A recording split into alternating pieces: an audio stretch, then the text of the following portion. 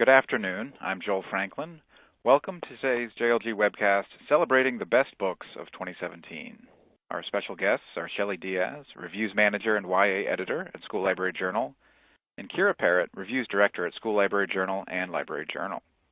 We asked them to choose their very favorite 4 books of the year for grades K through 12 and talk with Deb Ford, our resident Kidlit expert here at JLG. You can join our conversation on Twitter. You can tweet us at JR Library Guild and use the hashtag JLGWebcasts. If you have any questions or comments, you can send those in at any time via the red Q&A box. It's that time of year again. We're making our list of favorite books of the year, and we're guessing which books will win the big prizes. So narrowing today's list down to a baker's dozen for a 30-minute webcast really must have been quite the challenge. You could not be more correct, Joel. Between the 3 of us, we've read hundreds of books, right, guys? Oh yeah. Yeah, and so I said, okay, everybody choose 4.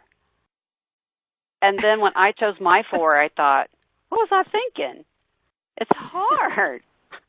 It's so hard. So we tried to balance it between an even number of K to 3, 3 to 6, 5 to 8, and young adults. So no matter which end of the spectrum you work with, there should be books that you'll want to share with your readers. So let's jump right in there to one of my favorites, which is Wolf in the Snow by Matthew Cordell, written and illustrated. And as you can see, it's already won so many things on so many lists.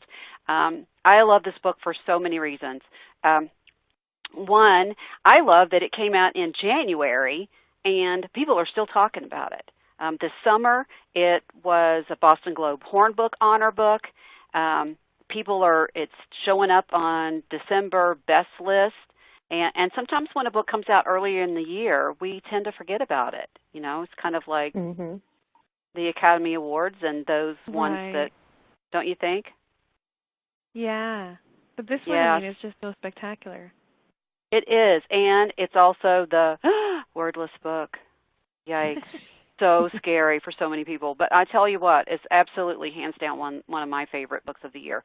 And it's a story of a girl who gets lost in the snow and a wolf pup that gets lost in the snow, and how she overcomes her prejudices, her fears. She draws her courage, and when that poor little wolf pup just whines and whimpers in the snow, and she hears a howl from way in the distance, she decides to pick him up and carry him through the snow to his family. And so it's one of those fill your heart up books. It's what we're calling this year Uplit. Have you guys heard that?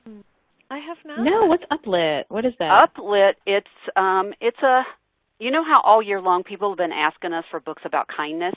So this is what out in the world as I travel and do PD, this is what people are calling it. It's Uplit. It's literature that lifts us up and reminds us to be kind and put aside our prejudices, our barriers, to make a step forward and do the right thing. And I love that Wolf in the Snow is more than a story about 2 characters who get lost. It's about how they embrace each other, in fact, even though they're so different. And in our life binder, I know, Uplit. So let's all start using hashtag Uplit and help get these kind books out. And this book also has a wolf. It has a really beautiful trailer. There's a great article that I read that Matthew wrote about where the story came from. And if you don't think wordless books take a lot of time and effort, you should read that article because he talks about all the research he did about wolves, making sure that he drew them correctly and that he didn't give them a bad stereotype. And he even contacted the Yellowstone Wolf Project. Wow. I know, a wordless, I love that unpaged behind book. the scenes. Yeah. Yeah. So, Kiera, you've got a book for us for the next age group up. Well, speaking, this might very well fit into that uplit category. This is The Song from Somewhere Else. It's by A.F. Harold with absolutely stunning black and white illustrations throughout by Levi Pinfold. It's a middle grade novel, and I read this book well over a year ago, and it's still so resonant with me. It's a book about bullying and friendship and family. The premise is it starts with this girl named Frank, and she's, pretty regularly bullied. And Nick is a kid from her class who's also bullied, even more than her, actually. And so when Nick saves Frank from the group of mean kids that's tormenting her, even though he kind of comes to her rescue, she's not really sure she really wants to be his friend, because he's even more unpopular than she is, and her whole MO is to sort of stay under the radar. And then she winds up going to his house, and she hears this most haunting, just beautiful music that she's ever heard. But there's this very creative and charming element of fantasy and just a touch of the supernatural in an otherwise pretty realistically based story. And it doesn't shy away from the cruelty of childhood bullying, but it's also really hopeful. It's very uplifting. I'm not 100% sure that this title would be eligible for a Newbery, only because I know it was originally published in the UK before it came to the US. But you never know. I don't know the residency of the author or illustrator, so it might be eligible for Newbery. If not, I'm still hoping it gets some love, maybe on the notables list or elsewhere this year, because it is just one of those sort of haunting and touching stories about sort of the power of friendship. And it's a little spooky. Yeah, I have another middle grade title too, and I'm actually a big fan. I just want to say about The Song from Somewhere Else, I'm a big fan of books that kind of have that blur of reality and magic. So I think that book does that really well. But for a more realistic fiction middle grade title, one of my favorites this year is The First Rule of Punk by Celia C. Perez, and she's a librarian in Chicago. And this book is set. Yeah. This book is set in Chicago, and it's about Malu, who is her mom is Mexican American, and her dad is I think white, and the mom wants Malu to be more, to embrace the traditions of her Mexican culture, and the little girl, she would rather do what her dad does, which is listen to punk music all day long and wear like eyeliner and create zines, which is one of my favorite parts about this book. Is it's very like format bending, and Celia has always created zines, and she's been able to incorporate this into the book. And her parents, Malu's parents, are going through a separation, possibly a divorce, and so she has to go with her mom to Chicago and leave her dad behind. So one way she copes through this transition is by creating zines and kind of, standing up for herself. And there's a little bit of a feminist vibe in this book, and she just wants to, create her own identity. And I think it's one that will inspire a lot of kids to find their own voice and to be who they want to be and be themselves and not feel like they have to conform to any one way. It's a debut a novel, so I'm looking forward to see what else Celia is working on. Should Definitely. be really fun. I think so too. And we have kids who, of course, like to do zines. So in the live binders, one of the things that I found and put in there is how to make your own zine. So maybe you'll try that with your patrons or students that you have. For our older kids, one of the hottest books of the fall is Long Way Down by Jason Reynolds. It's been another great year for Jason. All kinds of awards and accolades and things like that. And then on The Long Way Down, he just announced this week, I guess it was, that Universal Pictures, produced by John Legend, are going to do this book as a movie. Yay! Yay! I cannot wait. I know. So in my head I'm thinking, how? How are they going to say this? Because this is a story about a young man whose brother was just killed on the street, and where he lives, what happens next is revenge. And so he goes up into his apartment, he gets a gun that his brother had hidden in his drawer, and he's going to go downstairs because he's pretty sure he knows who did it, and he's going to handle it. But when he gets in the elevator, there's somebody else in there. And all the way down, the elevator stops, and there's another story, and it goes down another floor, and it stops, and there's another story, and so the whole book takes place in 60 seconds. Mm-hmm. So I'm thinking, okay, we're going to take a 60-second book, and we're going to make a movie. so I don't know, and it's a novel in verse too. Mm-hmm. So there's gonna be some thought going on. I love to be in those discussions. So here's one of the verses that's in there. Don't nobody believe nothing these days, which is why I haven't told nobody the story I'm about to tell you. And the truth is, you probably ain't gonna believe it either. Gonna think I'm lying or I'm losing it, but I'm telling you, this story is true. It happened to me, really. It did. It so did. So it's a story about revenge, and it's a story about street shootings and urbanness and family and letting go of things. And it's just classic Jason Reynolds, and I couldn't be happier for the success he's gotten so far, even with this book. And he's incredible. I don't know how he does it. I know. And to me, I know this is going to sound like a really weird comparison, but I feel like this is a perfect book to read now during the holiday season, because don't you feel like it's almost like a Christmas Carol kind of? Oh, or you are so smart. Spirit from the past, or, you know. It is. I don't know. Yeah, it is. And, you know, if you read this book, you might have a different thought about the outcome of a situation like this, too. Mm-hmm. And there's so many, the holidays brings great joy, but it also brings depression, and it brings memories. Yeah, and the ending I think is really open-ended. It's a great discussable book for teens, especially. Like how does it end? It's open to interpretation, I think.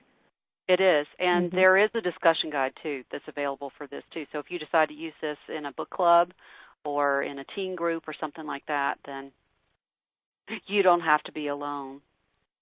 Mm-hmm. Speaking of not being alone and being all joined together, Shelley, why don't you tell us about our next book?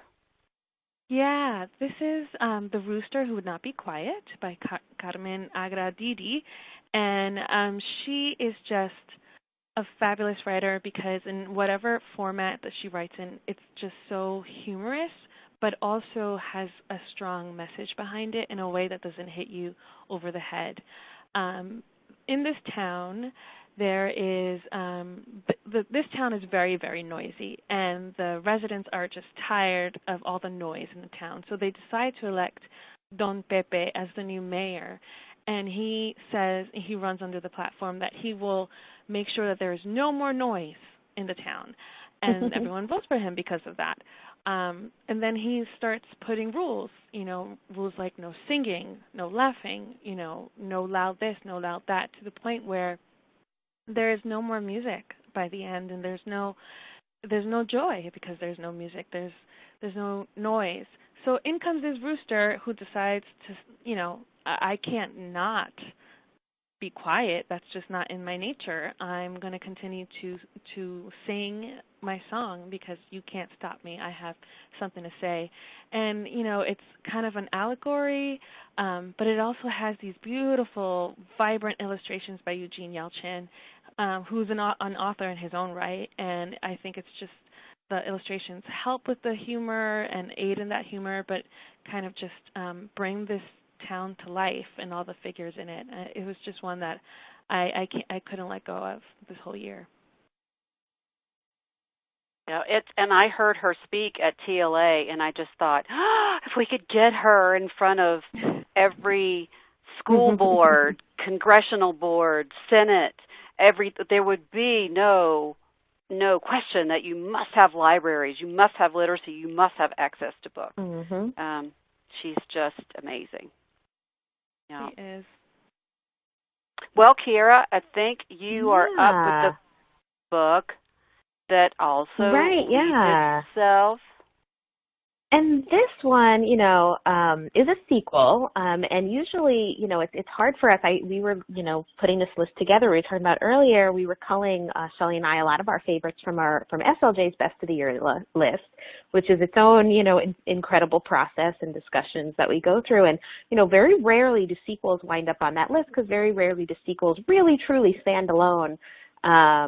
Or impact us in the same way as the first book. And this just defies all of those stereotypes about sequels. Not only does it stand alone beautifully, you can enjoy it without having read the first book, but it's just, just an incredible story in its own right. So it's about this young girl named Coraline, who is part Jumbie.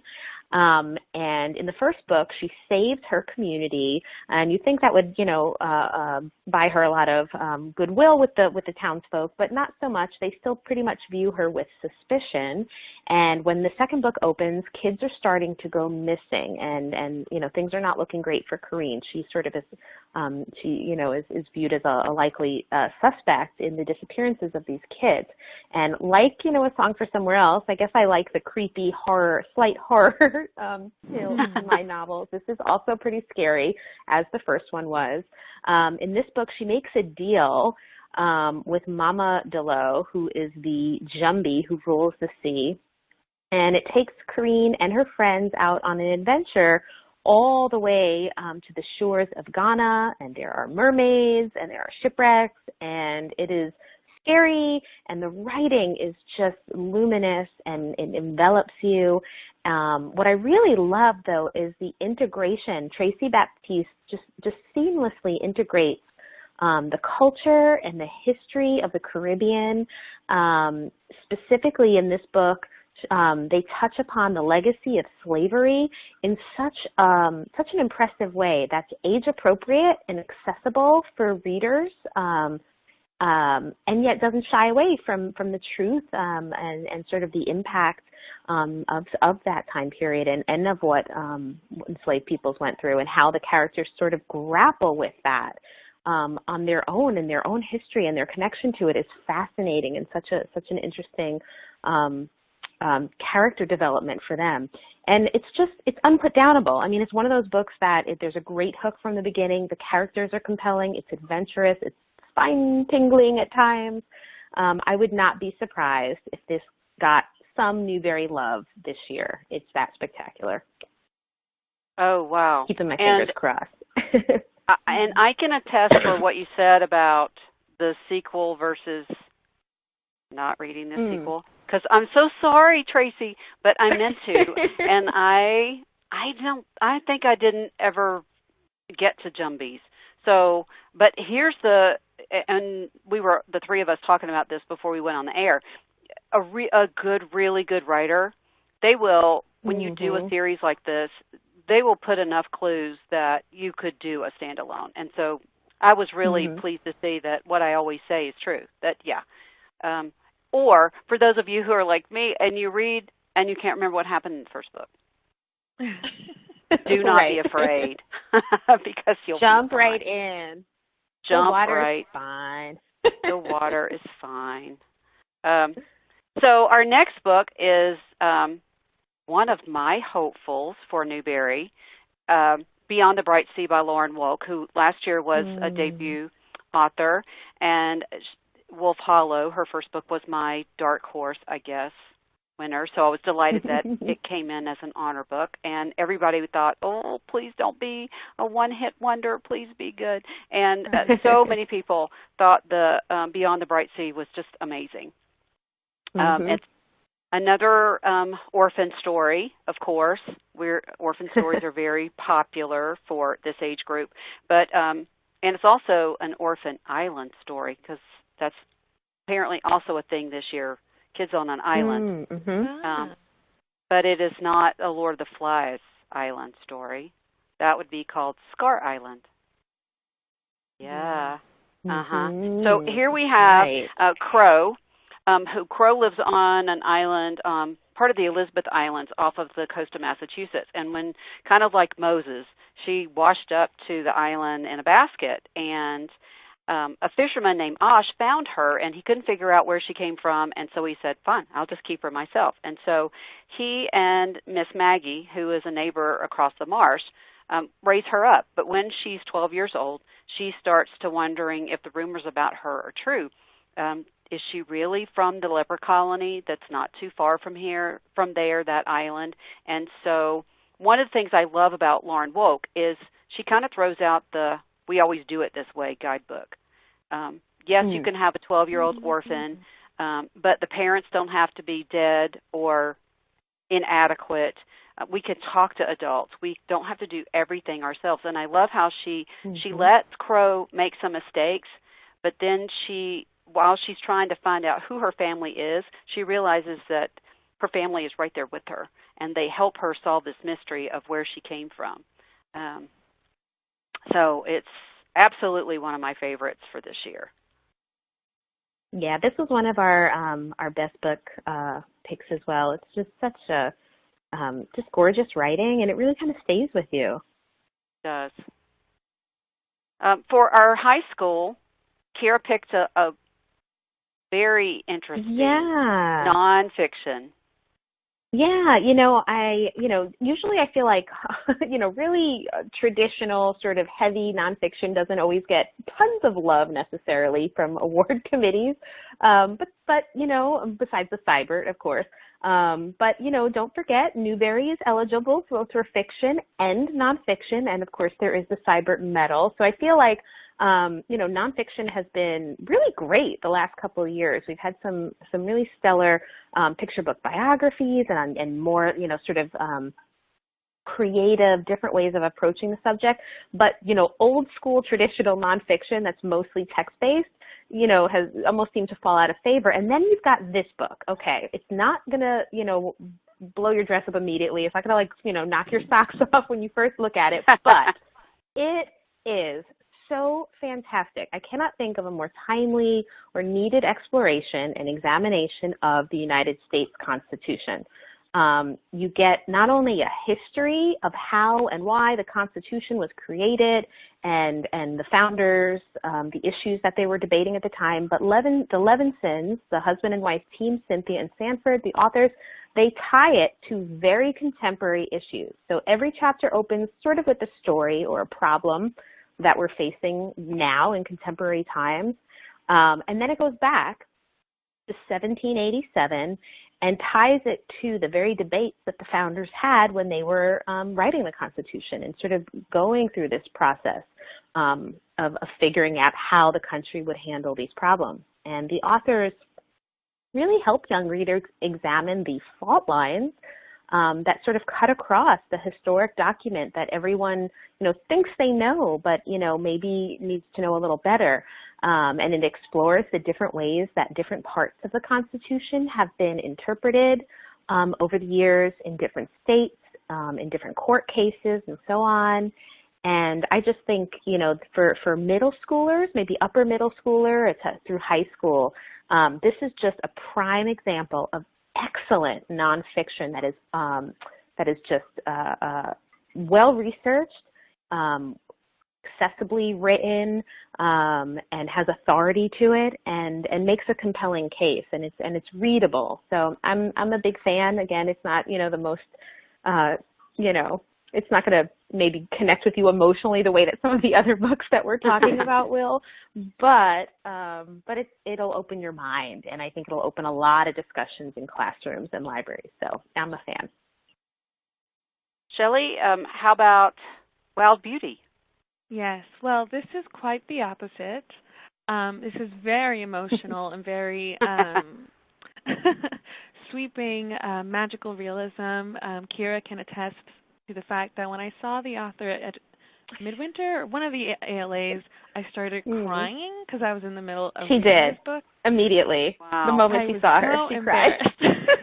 I was so embarrassed, so unprofessional, but it's that kind of book that it just brings you so much joy, and it's about love and family and a curse on the No Me Olvides family where all of the young women, it's usually every generation there are 5 cousins that are born, and anyone who falls in love with them, any man who falls in love with them, he is cursed and he gets lost or disappears. So the new set of girl cousins, they think that they don't have to fall under the curse because they're all in love with the same person, and she's their best friend, a girl. So they think, oh, that only counts if it's a guy. But maybe not so much. So there's a lot of, you can't quite tell what time period this is. It feels almost timeless and classic. And the main character, something quite the opposite happens. She actually finds a guy. He kind of just grows out of the ground.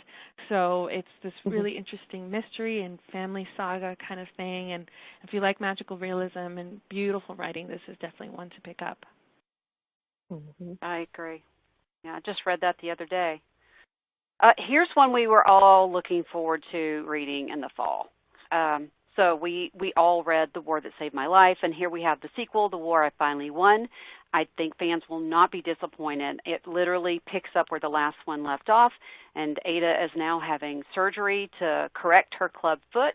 And in my talking about this, as I'm traveling around the country, it has occurred to me that this is Downton Abbey in World War II for young readers. Yeah. That's a great comp. Here it is, because now we have Lady Thornton. She doesn't know what to do. Her children are off. The army's taken over her house. She's taking people in. She doesn't know where she fits in. She doesn't really know how to do anything. And then here, of course, is Ada, who's trying to figure out, who am I now that I don't have to worry about being fed and I can walk? And so I think fans of the first book will love this book even more. Shelley? Yeah. How about a book that I saw on the front of my magazine? Yes, and that's why I had to talk about it, because it made the cover of our December issue, which is our Best Books issue. It's one of our best books, and it's by the great Catherine Roy, who is able to make the most accessible nonfiction ever. She brought us sharks last time, and this one is about elephants, how to be an elephant. And it's just luscious. The illustrations are gorgeous, and they move, with every turn of the page. But you get so much information from it, and it's really for young readers. But all these little insets that throughout and the back matter is just fabulous. Like I don't think she can do no wrong. I agree. Yeah. And Kiera? And then I think I'm up next. Yeah, so my picture, excuse me, I'm in Brooklyn. You can hear the sirens probably behind me. This is authentic. So my picture book pick is A Different Pond. This is a story about a family who comes from Vietnam to Minnesota. It's a story of a little boy, Bao, and his dad, and they go to a local pond very early in the weekend to catch fish for their dinner. And what you learn is that while some people at the same pond fishing just for fun or for sport, Bao's dad explains to him that things are very expensive in America, and he has to fish in order to eat. And he works several jobs. And while his dad is explaining this, he also tells him about fishing in a very different pond back in Vietnam. Bowie's artwork just is spectacular. T. Bowie is also a graphic novelist, and you can see that come across in this work. And this is just one of those perfect window and mirror books. There's so much to learn, so much to discuss and appreciate. And if the Caldecott Committee isn't discussing it in detail this year, I would be very surprised. Yeah, I'm with you on that. And Roger and I talked about it actually last month because they're both debut. Yeah, incredible. And last but not least, one of my favorites, Wish Tree. by Katherine Applegate, the author of The One and Only Ivan, we love so much. There's a beautiful book trailer that goes with this, and as Katherine did with Ivan, there's also a website just about Wish Tree, and this is a story about a tree who tells how in his 216-year-old life, he's always been the wish tree where families and people from all around will come to the tree and they'll make a wish and they'll tie it on a piece of paper or on a piece of cloth, and they make wishes that are heartwarming, wishes that are funny, wishes that make you want to be able to grant it, but they've never been unkind. And on this year, a teen carves the word leave on the side of the tree because this year is different. This year we have a newcomer, a family from a Muslim family has moved into the neighborhood. And so now Red, the tree, has this desire to save this family, to save the little girl who lives in the family, to find her a friend. And I think this is definitely the poster book for Uplit and not making judgments based on who or what you think someone is, but being friendly and welcoming people. And so our wish for you here at JLG and at School Library Journal and Media Source, from the whole Media Source family, is that your year will be full of wonderful books that will fill the wishes of the children that you meet, that come into your library, that you work with in your classrooms. And, wish trees actually are a thing. They're a thing at weddings from all over the world. So maybe it's something that you might try maybe in the coming year. Maybe you do a wish tree in your library or a kindness tree so that kids will make a connection to the books that they read, make connections to the people that they meet, their classmates, their colleagues, their neighbors. It's a beautiful idea. Yeah. So once again, in addition to selecting good books for you, we're also creating resources that help you use them. Remember to look at our live binders, which you'll find at bit.ly/JLG live binders. So you'll want to look in the spring and the fall. But remember to look on the book detail pages because there's a link right there on the website. So everything you need is right there. Shelley and Kiera, that's what that is. I know you guys want to tell us some cool things that are going on at SLJ.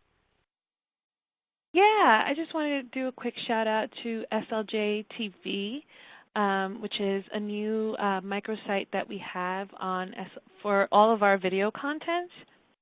And we have cool author interviews, our best books presentation. We have this series that Kiera and I have created called Book Nerds.